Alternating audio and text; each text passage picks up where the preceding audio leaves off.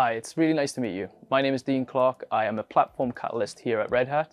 Prior to joining the team, I was a technical lead for the Department of Work and Pensions. I was responsible for 1,000 engineers, and some of the key challenges I faced in my career was how to attract talent, how to retain talent, how to identify the skills, the practices, and create a really curated learning and development path around things that we needed to develop. So the first phase is identifying what the important things are to be developed. Secondly, as we get to know that organization, we can then create a really bespoke learning development plan. And it's not just on actual content we have in RHLS, so we can also do on-the-job training, pair programming, mobbing, all the fantastic expertise that we bring in our culture, and we'll help the organization benefit from that. Similarly to the initiatives we've been working, we drive and evangelize the use of inner source as a way to bring Red Hat culture to the organization so they can really turn themselves into a software company and then attract the engineers and various different talent that might want to come and work for them in that environment. So based on my previous experience, one of the biggest challenges that any organization faces is identifying the right skills that their engineering capabilities and resources need, but more importantly, attracting and retaining the talent within the organization. You know, we see a lot of change with regards to systems and processes and transformation. We may have, capabilities in more legacy technologies, but we want to absolutely utilize those skills and upskill and retrain those talented individuals to become competent in more cloud native ways of working.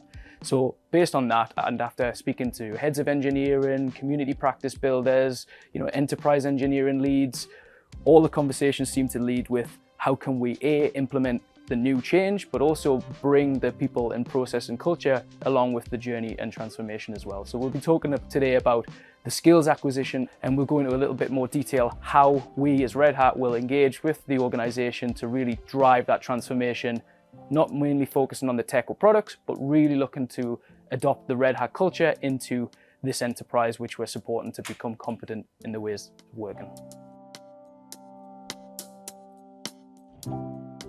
As someone who's felt at first hand the pain and the challenge around, driving transformational, bringing in new technology, but also ensuring that the people and the processes is up to speed as well to make that really successful transformation, I like to think I can act as a trusted advisor to the accounts. So not just the account teams, but maybe the organization as well. So if I'm able to have a conversation with the heads of engineering or community leads or practices, and if I can share my expertise and suggestions and recommendations, we can then start to formulate a bespoke plan that would be aimed at focusing on how we can bring this to fruition for the account. So it's not cookie cutter, it's very bespoke, it's something that we build and go on a journey together, but it's something that will ultimately lead them to a better, successful transformation outcome.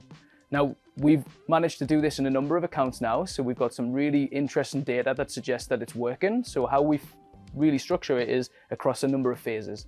So phase one, we use some fantastic practices like we have within the Open Practice Library. We may do a navigate, we may do some metrics-based process mapping.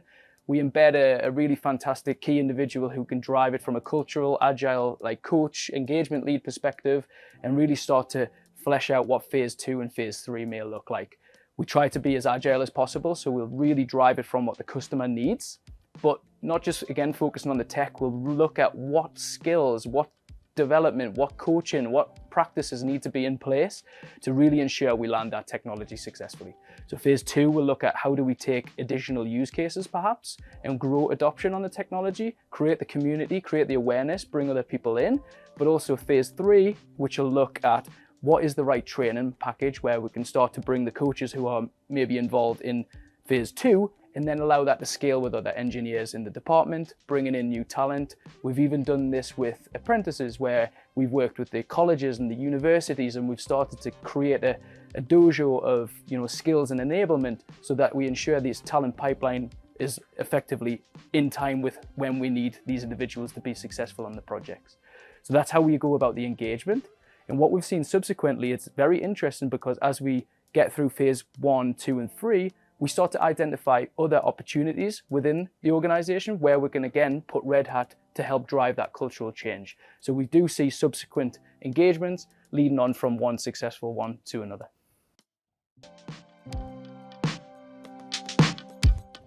If you're a CXO, if you're a head of engineering, if you lead capability and development, communities of practice, and you think that this may resonate with some of your use cases and challenges, I would love to come and bring my expertise, have a conversation. Ideally, we could meet in person, or if not, we can link up on LinkedIn. Thanks so much for taking the time to listen. I'd love to get in touch with you, so feel free to reach out. My details are on the screen. I look forward to hearing from you.